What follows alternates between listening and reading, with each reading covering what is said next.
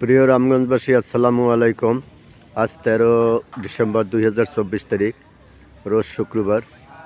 একটি সুন্দর পরিচ্ছন্ন শহর চাই, এই লক্ষ্যে আমি আমার শহর পরিদর্শনের কাজ শুরু করছি। প্রথমে আমি এই শীতের সকালে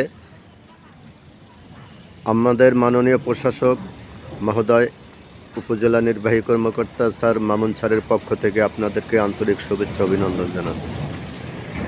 আমি এখন শহরের বিভিন্ন জায়গা পরিদর্শন করে আসবো পরিষ্কার পরিচ্ছন্নতার ব্যাপারে।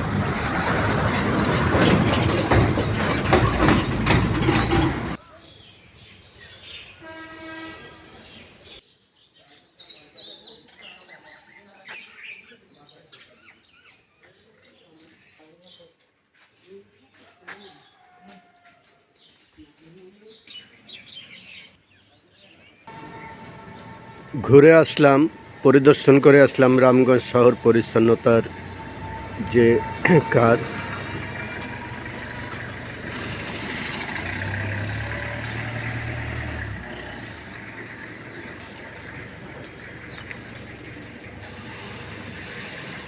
আপনাদেরকে আবারও প্রীতি ও শুভেচ্ছা জানাচ্ছি।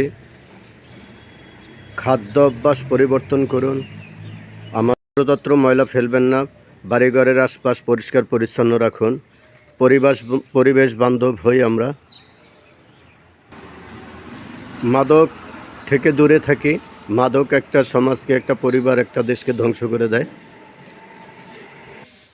ধর্মীয় সম্প্রীতি বজায় রাখি, হানাহানি বন্ধ করি, সন্ত্রাসমুক্ত সমাজ গঠন করি, যার যার অবস্থান থেকে আমরা পরিবর্তন হয়ে যাই।